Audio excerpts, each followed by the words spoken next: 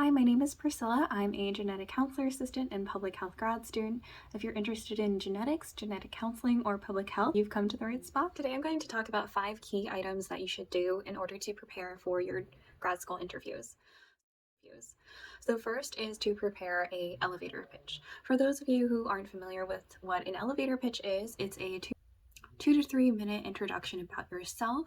So this occurs usually at the beginning of an interview where the person asks, like, tell me about yourself. Generally, you'll go through what your education is, what sort of experiences do you have. There's many ways to end this pitch. So like, you're excited to interview for this program, why you might be a good candidate for this program, or even just a little funny fact about yourself so that you can make an impression on the interview or something memorable. Hi, my name is Priscilla. I graduated from X University with a bachelor's in Y major. After graduating college, I did this research experience where I looked at plant biology, cells, blah, blah, blah. In my free time, I love walking my dog and creating little clothes for her on the weekend. So of course, you got to look at practice interview questions. So how I tackle this is I create a master list of interview questions. And interview questions for genetic counseling programs fall into 3 main categories.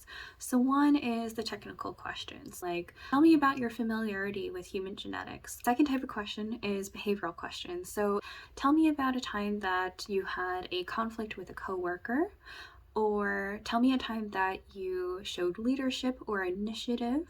What is your biggest accomplishment?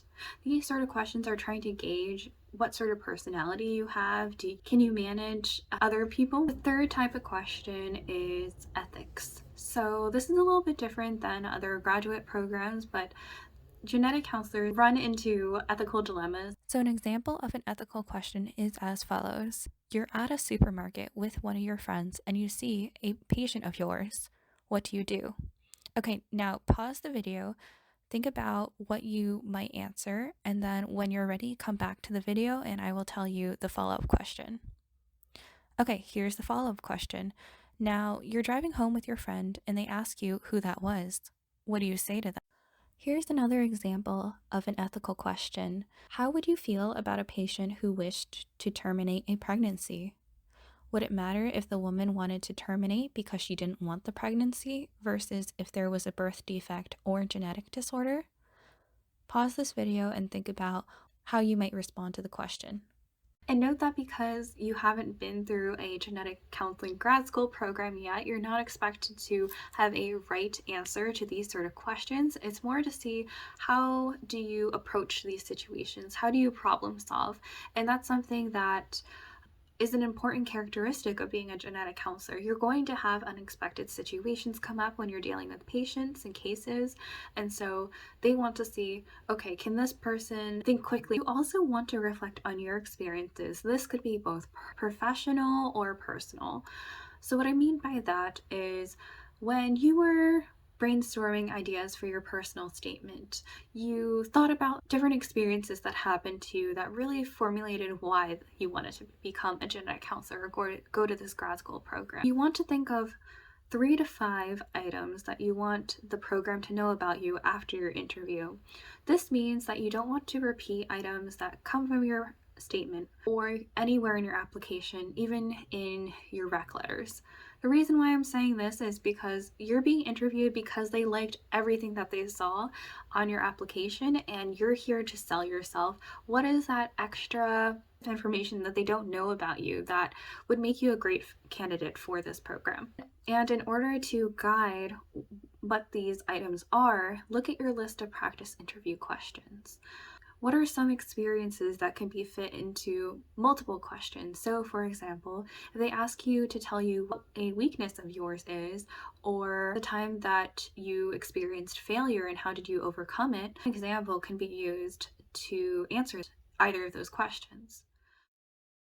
And be sure to research the graduate programs before you interview there. You want to come up with questions that are not already answered on their website. You also want to review the faculty that you'll be interviewing with. So you want to figure out, okay, what is different about this program than the other programs that you are applying for or interviewing with? For all genetic counseling programs, they all have to be accredited. They all kind of follow the same course objectives.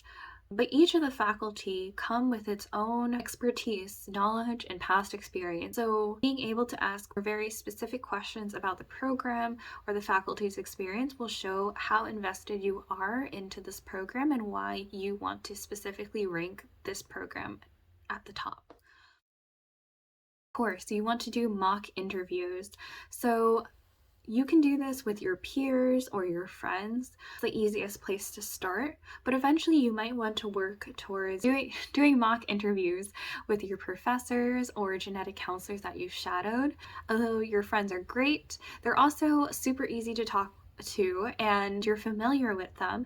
You might not have that same level of nervousness as when you're actually going for interview day. Genetic counselors know what they're looking for in a coworker. They also might have, recently graduated from a genetic counseling program, or they might have sat in on these interviews and helped out with the selection process, and having their insight is invaluable. In addition, if you are still in college or university, or even in a post-bachelorette research fellowship, you might have the opportunity to talk with career services that set up mock interviews. Genetic counseling is a pretty niche and small field, so they might not have mock interview sessions set up specifically for genetic counseling. However, the questions that they tend to ask are very similar to what you might do for a medical or nursing prep. So going to these are also very useful. With these mock interviews, I would consider recording yourself. There are a lot of nervous habits we have that we don't even realize we're doing it. And it's possible that in your feedback, they might not talk about those nervous habits, or they might not feel comfortable telling you that you have these nervous habits. These can look like awkward pauses, lots of blinking, fidgeting, playing with your hair. All these little subtle pieces of behavior can make it seem like you're not confident. Something that I've had to work on during the years is my voice, actually. So when I get nervous, my voice sort of trembles or tremors. I also tend to talk really fast when I'm nervous, and so these are little pieces of information that key off your interviewer into thinking, okay, this person is not that confident about themselves as a candidate, or they're not that passionate about the genetic counseling programs.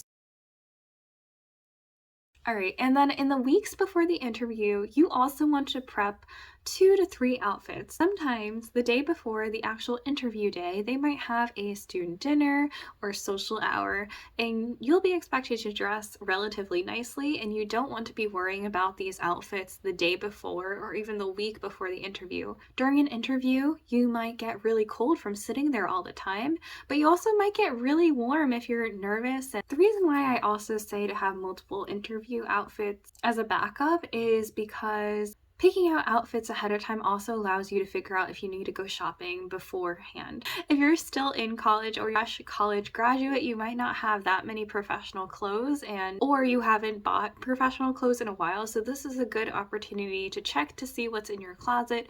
How does everything fit together? Are they nicely coordinated? Do you need to get a matching set? So those are my main items that you should work on if you're preparing for genetic counseling interviews. If there's a topic that you want me to cover next, please comment below. Good luck out there, and I wish you the best. Bye now.